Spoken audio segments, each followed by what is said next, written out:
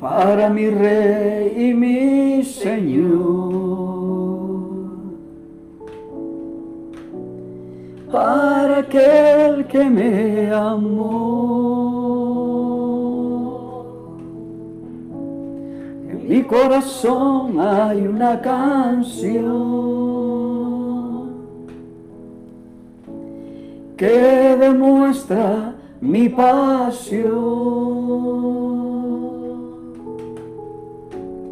para mi Rey y mi Señor. Amén. Para aquel que me amó. Hermoso eres, mi Señor. Hermoso eres tú, amado mío. Tú eres la fuente de mi vida y el anhelo de mi corazón. Hermoso eres, mi Señor. Hermoso eres tú, amado mío. Tú eres la fuente de mi vida y el anhelo de mi corazón. Gracias, Señor. Bueno es Dios y para siempre su misericordia. Aleluya. Te amamos, Dios, con todo nuestro corazón. Te amamos más que todo. En mi corazón hay una canción que demuestra mi pasión para mi Rey y mi Señor, para aquel que me amó. Hermoso eres, mi Señor. Hermoso eres tú, amado mío. Tú eres la fuente de mi vida y el anhelo de mi corazón. Hermoso eres, mi Señor. Hermoso eres tú, amado mío. Tú eres la fuente de mi vida y el anhelo de mi corazón. Pacientemente esperé a Jehová y se inclinó a mí y oyó mi clamor. Amén. Aleluya. Hermoso canto, hermoso tiempo para estar juntos, enriqueciendo nuestra vida espiritual a través de la palabra del Señor. Recuerde que Jesucristo es la última y final revelación de Dios al hombre y encontramos esa revelación en su palabra y en su persona que está viva y permanece para siempre, pues Cristo es Dios. Estamos estudiando la carta de Judas, nos hemos estacionado por ahora en el verso 16 de este único capítulo de este varón que después de la resurrección de Cristo podemos entender e imaginar que aún siendo medio hermano del Señor, abrazó la fe en Cristo. De hecho, se autodenomina siervo de Jesucristo o esclavo de Jesucristo, junto a su hermano Jacob, que llegó a ser también patriarca de la iglesia en Jerusalén, columna de la iglesia también en Jerusalén. Sabemos que tenía otros hermanos, José, el otro se llamaba Simón. Simón. Simón. Tenía hermanas que no aparecen sus nombres.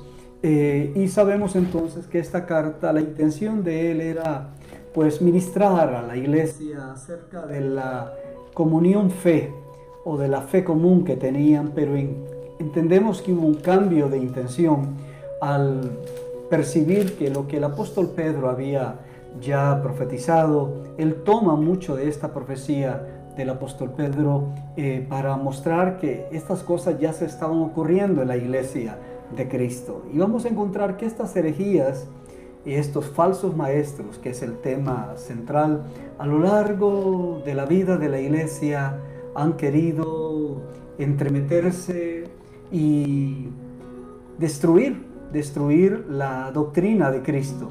Así que en este día pues vamos a leer otra vez el verso 16. Así es, ¿verdad, pastora? Sí, vamos a leerlo de nuevo porque estamos encontrando aquí unas características que no son nada favorables ni distintivos como para elogiar, sino más bien para que nos dé un vuelco en el corazón. Estamos en Judas capítulo 1 y el verso es el 16. Dice: estos son murmuradores, querellosos, que andan según sus propios deseos, cuya boca habla cosas infladas, adulando a las personas para sacar provecho. Hemos estado en los programas anteriores hablando sobre los murmuradores y ayer hablamos ampliamente sobre los querellosos. Hoy vamos a hablar de aquellos apóstatas que andan tras sus propios deseos, que esta es la tercera característica que nos alerta Judas, hermano de Jesucristo. Ya habíamos encontrado en los versos anteriores también que estos falsos profetas, estos falsos maestros se apacientan a sí mismos. Tiene que ver con ellos y gira todo alrededor de ellos. Y el detalle es que llegan a nuestras congregaciones, muchos de ellos diciendo que son creyentes, pero realmente van con todo un background, con toda una experiencia espiritual anterior y tratan de meter esto dentro de la iglesia. Por ejemplo, los Rosacruces, que es una especie de secta, ellos heredaron bastante de lo que es el gnosticismo, que el gnosticismo básicamente significa gnosis, conocimiento, y de ahí entonces ellos querían perfilar una enseñanza a lo largo de los siglos de un estado más elevado que la materia y por lo tanto más espiritual.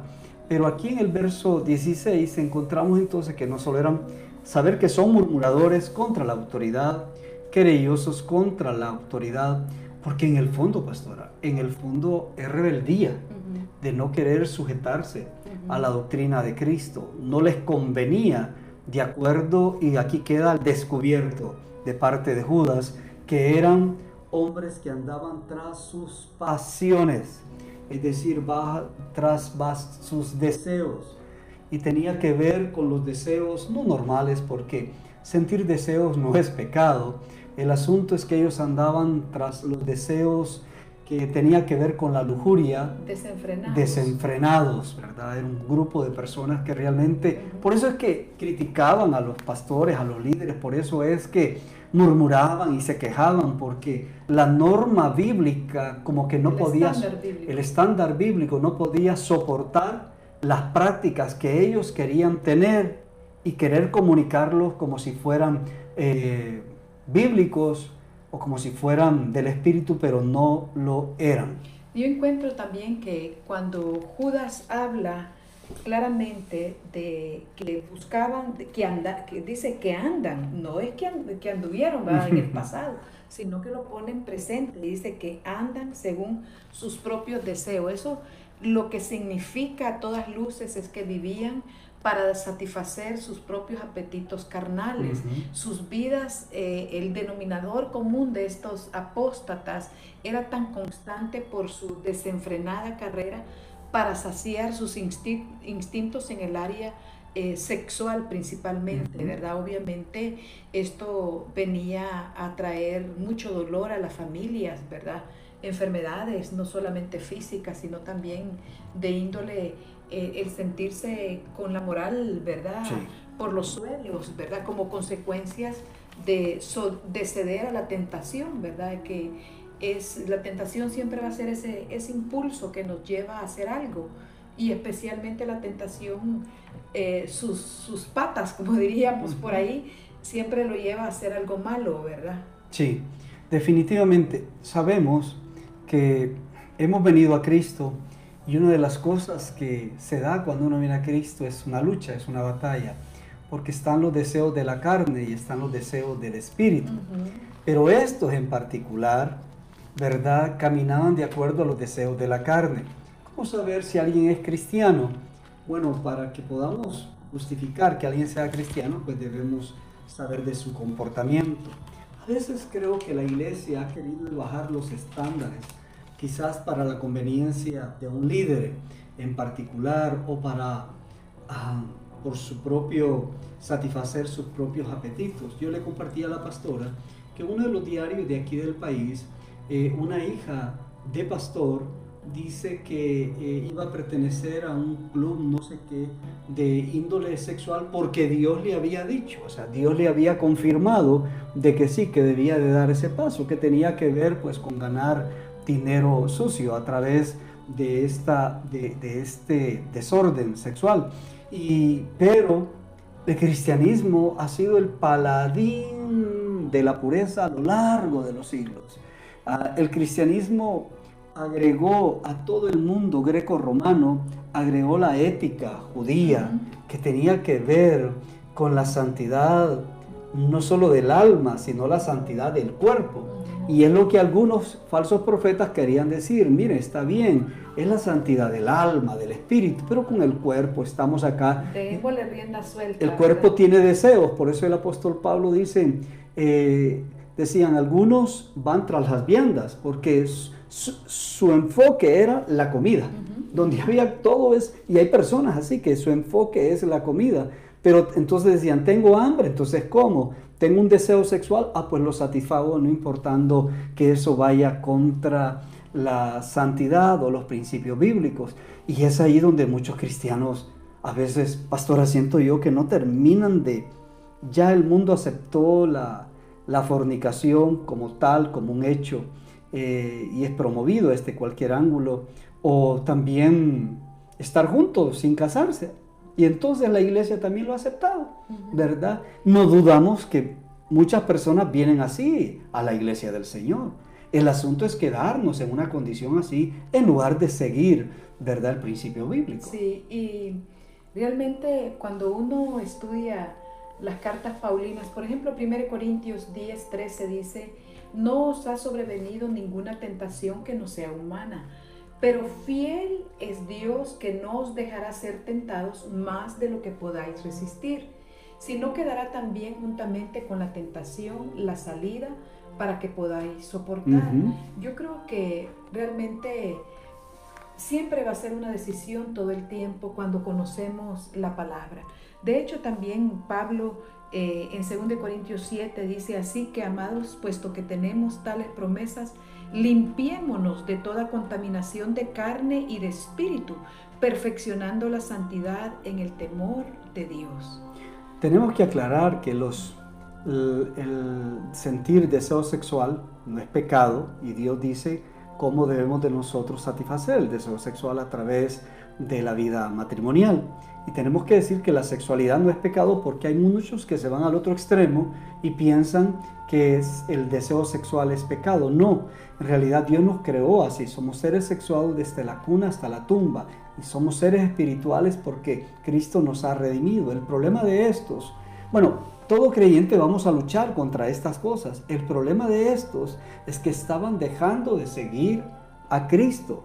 Ese era el problema. Y su enfoque era lo que dice Judas, ¿verdad? Que eso es lo que sus propios deseos, ¿verdad? Exacto. Entonces, ¿qué hacemos entonces con el pasaje de Gálatas 2:20? Que con Cristo estoy juntamente crucificado y ya no vivo yo, mas vive Cristo en mí.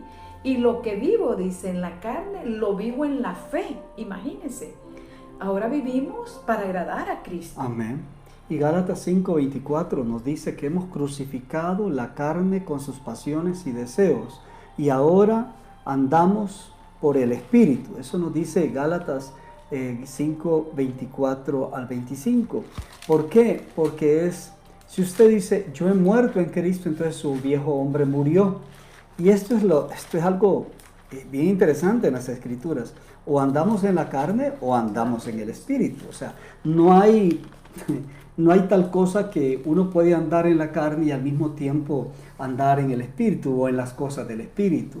De hecho, cuando uno empieza a andar en la carne, y vamos a leer este pasaje de Gálatas 5, 16, del 16 al 25, porque es bien interesante porque el apóstol Pablo, que es el predicador de la gracia, y que algunos estaban tomando la gracia como libertad para pecar, todo lo contrario, es libertad para seguir a nuestro Dios. Que no es libertinaje. No es libertinaje. Hay mucha diferencia entre libertad y libertinaje. La verdadera libertad tiene sus límites.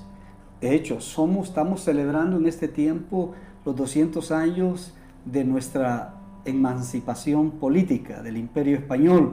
Y eso significa que tenemos libertad de ese yugo. Pero esa libertad la tenemos dentro de lo que sería nuestra geografía nacional. Si yo salgo de mi geografía nacional y quiero permanecer en otro país, tengo que seguir un proceso y no soy un ciudadano libre de hacer lo que yo quiero en ese país.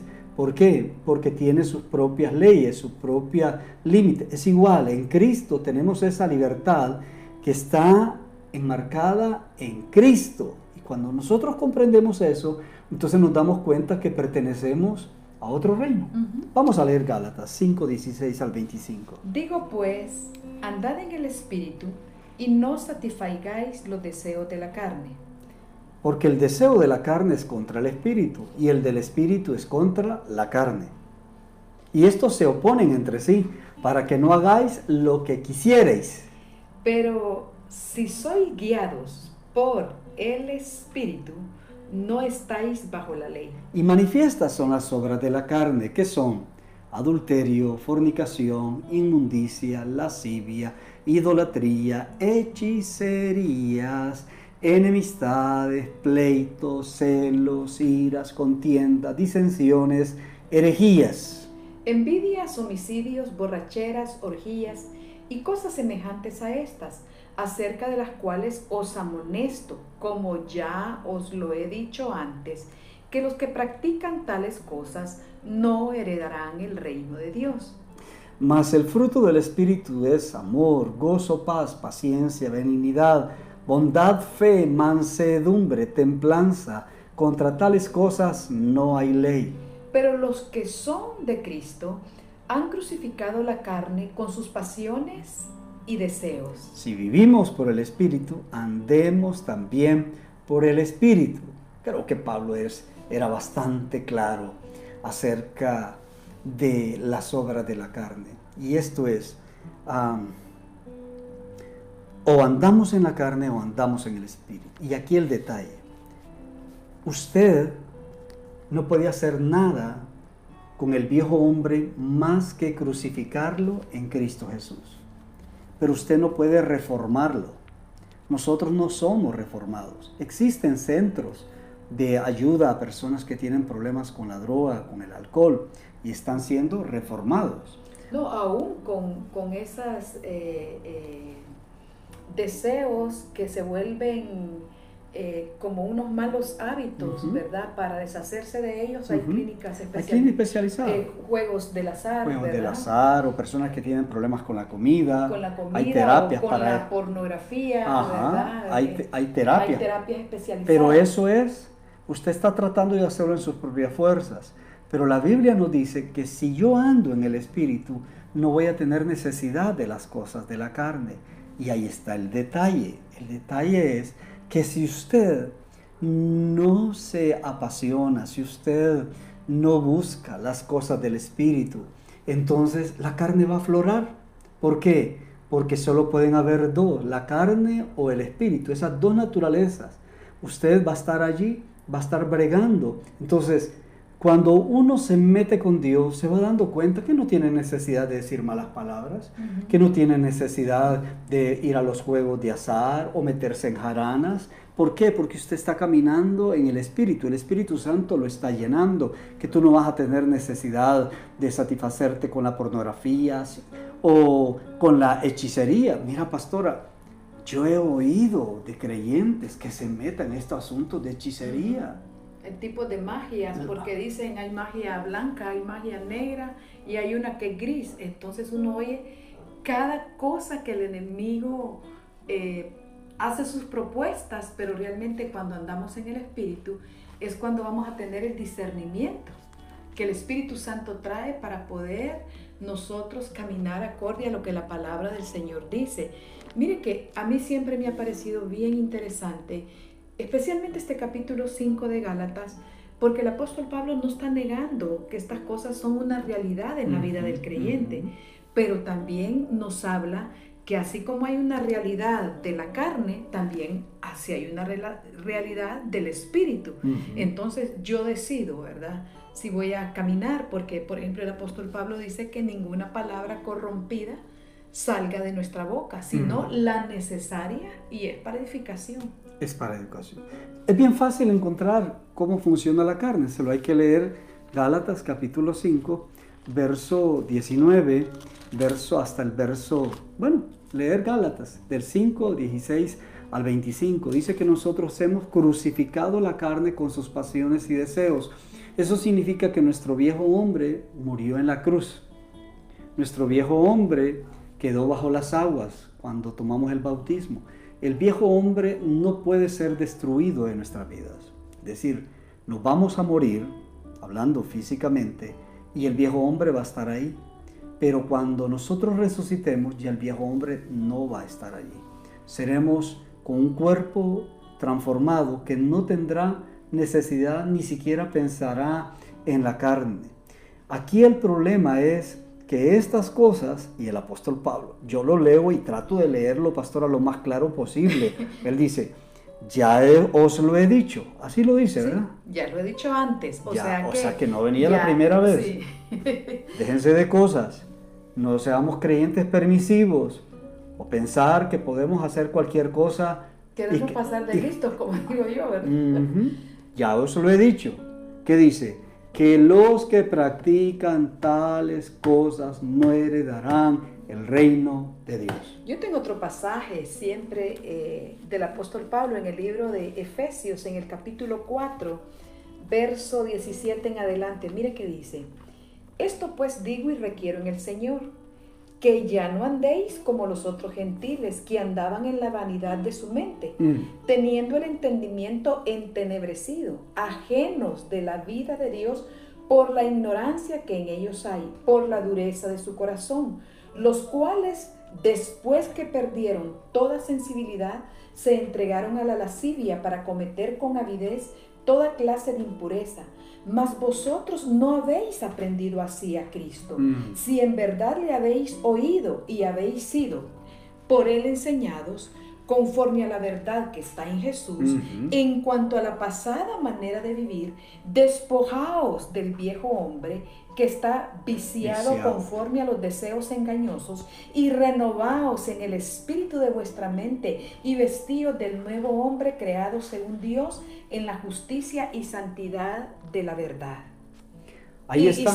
Y sigue todo también ese capítulo 4. Mira que es interesante en ese libro, Enciende tu cerebro, que no han terminado de llegar y quizás nunca llegarán a entender cómo funciona totalmente nuestro cerebro.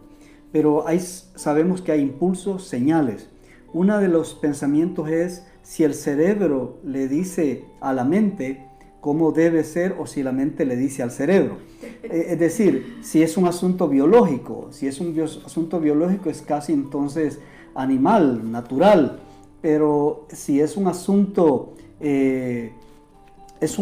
espiritual, si es un asunto de acuerdo de Dios, yo le digo a mi cerebro lo que debo pensar. En esto pensad, dice la Escritura. Es decir, no es el cerebro diciéndole a la mente, sino la mente diciéndole al cerebro. Y esta científica cristiana, ella dice, yo no puedo partir solamente de mis conocimientos, sino porque tengo una mente renovada en Cristo, como dice. Y es mi mente el que le puede decir entonces a todo mi ser qué debe hablar, qué debe hacer, cómo debe comportarse, en qué debemos de pensar.